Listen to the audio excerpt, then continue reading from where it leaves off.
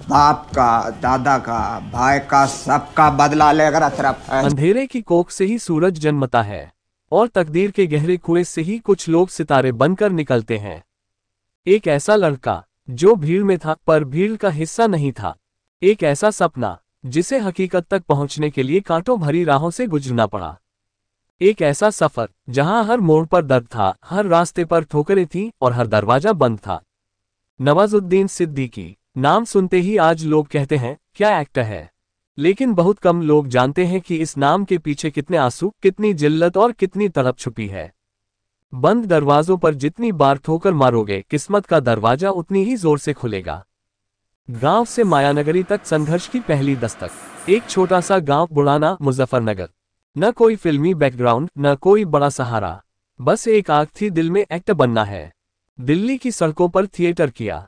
जेब में सिर्फ 35 रुपये हुआ करते थे, लेकिन सपने अरबों के थे। दिन में सिक्योरिटी गार्ड की नौकरी और रात में मंच पर किरदार निभाना। जब हालात साजिश करें तुम्हें गिराने की, तो तुम्हारा हौसला साजिश करे उठकर दिखाने की। मुंबई सपनों की नगरी मगर बेरहम सच्चाई। मुंबई आए, सोचा था फिल्मों में काम मिलेगा, लेकिन असलियत कुछ और थी। साहब कोई छोटा मोटा रोल दिलवा दो, तू हीरो जैसा नहीं दिखता। तेरे जैसे 1000 लोग रोज आते हैं। छोटे छोटे रोल मिले, कभी वेटर बने, कभी क्राइम पेट्रोल में एक मरने वाले आदमी का किरदार निभाया। लेकिन सपना जिंदा था। गैंग्स ऑफ वासेपुर, किस्मत का दरवाजा खुला। फिर एक दिन अनुराग कश्यप की नजर पड़ी। फैजल खान के किरदार ने पूरी इंडस्ट्री हिला दी। लोग कहने लगे ये बंदा तो कमाल है। लेकिन नवाज ने सिर्फ कामयाबी के लिए काम नहीं किया, बल्कि हर फिल्म में दर्द को जिया, हर किरदार में खुद को झोंक दिया। जख्म जितने गहरे होंगे, किरदार उतने ही सच्चे लगेंगे। आज की कहानी मिसाल बन चुके नवाज। आज नवाजुद्दीन सिर्फ एक एक्टर नहीं, बल्कि संघर्ष की परिभाषा है। उनकी कहानी सिखाती है, अगर हालात बुरे हों, अगर लोग तुम्हें नकार दें, अगर तुम्हें गिराने की साजिश हो, तो बस एक चीज याद रखना, लड़ते रहना। क्योंकि जो लड़ता है वही फैजल खान बनता है, जो लड़ता है वही नवाजुद्दीन सिद्दीकी बनता है। रुको, तुम शायद वही गलती करने जा रहे हो जो हजारों लोग करते हैं। आधी कहानी सुनकर फैसला लेना। अगर नवाजुद्दीन सिद्दीकी ने भी आधे रास्ते में हार मान ली होती, तो आज उनका नाम लेने वाला कोई नहीं होता। तुम्हारी जिंदगी में भी मुश्किलें हैं, लेकिन क्या तुम जानते हो कि नवाजुद्दीन ने कितनी ठोकरें खाए? क्या तुम सोच सकते हो कि किसी इंसान को 12 साल तक सिर्फ छोटे मोटे रोल करने पड़े और फिर भी उसने हार नहीं मानी? अगर तुम्हें लगता है कि तुम्हारी जिंदगी मुश्किल है, तो ये कहानी तुम्हें बताएगी कि उससे बाहर कैसे निकलते हैं। बस 2 मिनट और देख लो, अगर कुछ नया सीखने को न मिले तो जो चाहो कर लेना। कहानी नवाज की। खाए बिना बेहोश होकर गिर पड़े थे नवाजुद्दीन सिद्दीकी, ऐसे बदली किस्मत और बन गए एक ग्रेट हीरो। बॉलीवुड के सबसे टैलेंटेड एक्टर्स में से एक नवाजुद्दीन सिद्दीकी 19 मई को अपना जन्मदिन मनाते हैं। एक्टर ने अपने करियर में यहां तक पहुंचने के लिए कई पापड़ बेले हैं। उनके स्ट्रगल की कहानी भी किसी फिल्म से कम नहीं है। नवाजुद्दीन की वो कहानी जो हद फिल्मी है। बॉलीवुड एक्टर नवाजुद्दीन सिद्दीकी इंडस्ट्री के वो मजे हुए कलाकार हैं जिनकी काबिलियत के बारे में जितना कहा जाए कम है। एक्टर ने जो फिल्में दी हैं, उनकी छाप हर एक के दिल में छोड़ दी है। 19 मई को नवाजुद्दीन अपना 49वां बर्थडे मनाते हैं। एक्टर ने इस मुकाम तक पहुंचने के लिए जी भर के मेहनत की है और तब जाकर उन्हें सफलता हासिल हुई है। एक्टर ने पहले मुंबई में अपने अभिनय करियर की शुरुआत की, फिर बाद में उन्हें सफलता मिलती गई। लेकिन अगर आप उनकी शुरुआती कहानी के बारे में जानेंगे तो शायद आंखें नम हो जाएंगी। आइए सब बताते हैं। मकसद था घर से निकलना। नवाजुद्दीन ने बहुत पहले ही महसूस कर लिया था कि बॉलीवुड उनके लिए सही जगह थी। ब्लूमबर्ग के साथ एक बातचीत में एक्टर ने खुलासा किया कि जब वह मुंबई पहुंचे तो उनका अंतिम मकसद टेलीविजन में जगह बनाना था।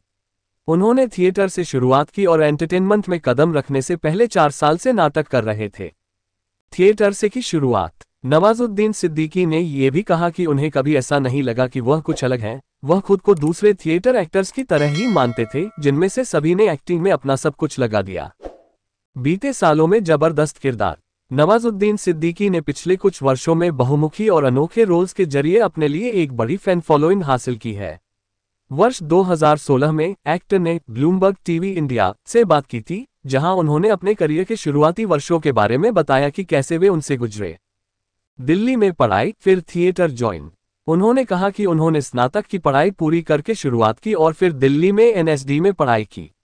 उन्होंने इंडस्ट्री में कदम रखने से पहले 4 साल तक थिएटर में भी काम किया। शेक्सपियर की कृतियों पर करते थे नाटक। नवाजुद्दीन सिद्दीकी ने खुलासा किया कि उनका मकसद सिर्फ अपने घर मुजफ्फरनगर से बाहर निकलना था। उन्होंने अपना ग्रेजुएशन भी सिर्फ जगह से बाहर निकलने के लिए किया और बाद में दिल्ली जाने का फैसला किया। नवाजुद्दीन सिद्दीकी फनी नाटकों पर ध्यान दे रहे थे, जिनमें से अधिकांश मोलिरे और शेक्सपियर की कृतियों से प्रेरित थे। भूखे मरने से बेहतर है पैसा कमाना।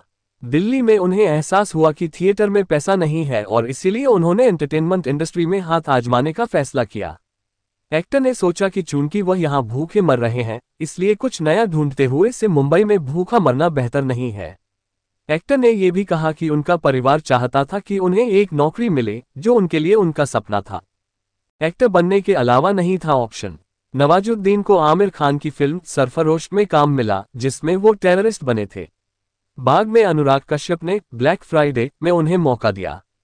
एबीपी न्यूज के साथ एक इंटरव्यू में एक्टर ने कहा कि उनके पास इंडस्ट्री में जगह बनाने के अलावा कोई ऑप्शन नहीं था। चौकीदार बनकर की नौकरी। थिएटर से शुरुआत करने के समय के बारे में बात करते हुए एक्टर ने याद किया कि कैसे उन्होंने एक चौकीदार के रूप में नौकरी की और गुजारा किया। धूप में बेहोश होकर गिर पड़े। नवाजुद्दीन ने कहा, धूप लगी थी तो मैं बेहोश होकर गिर गया, और जितनी बार भी गिरा मालिक ने देखा इत्तेफाक से। बोले, किस मरे हुए सिपाही को लेके आए हो, इसको हटाओ। मेरी जमा राशि देने से भी उन्होंने मना कर दिया। मन कितनी बार टूटा, पर हमारे सामने कोई विकल्प तो था नहीं। हमारे ग्रुप धीरे धीरे बनना शुरू हुए, जैसे राजपाल, विजय राज और हमारे सीनियर सौरभ शुक्ला और मनोज बाजपेयी। एक चीज रहती थी कि हमारे साथ थिएटर करने वाला बंदा जब वहां जा सकता है तो हम भी जा सकते हैं। एक ऐसा ही विश्वास था। तो ये थी नवाजुद्दीन सिद्दीकी की कहानी, एक ऐसे इंसान की जिसने हालातों से समझौता नहीं किया बल्कि उन्हें बदल कर रख दिया। अब सोचो, अगर उन्होंने हार मान ली होती तो क्या हम आज उनकी कहानियां सुन रहे होते? क्या फैजल खान का वो डायलॉग, बेटा तुम्हारे बस की नहीं है, इतना आइकॉनिक बन पाता? अब जरा खुद से पूछो, क्या तुम्हारी जिंदगी में भी ऐसे मौके नहीं आए जब सबने कहा कि तुमसे कुछ नहीं होगा? अगर नवाज लड़ सकता है तो तुम क्यों नहीं? अगर वो गिरकर उठ सकता है तो तुम क्यों नहीं? संघर्ष करने वाले ही इतिहास बनाते हैं। क्या तुम भी अपने नाम की कहानी लिखना चाहते हो? अगर तुम्हें ये कहानी पसंद आई तो बस एक वादा करो, आज के बाद जब भी मुश्किलें आएंगी तुम पीछे नहीं हटोगे। और हाँ, अगर तुमने अब तक लाइक और सब्सक्राइब नहीं किया तो शायद तुम्हें भी अपने सपनों पर उतना भरोसा नहीं जितना नवाजुद्दीन को था।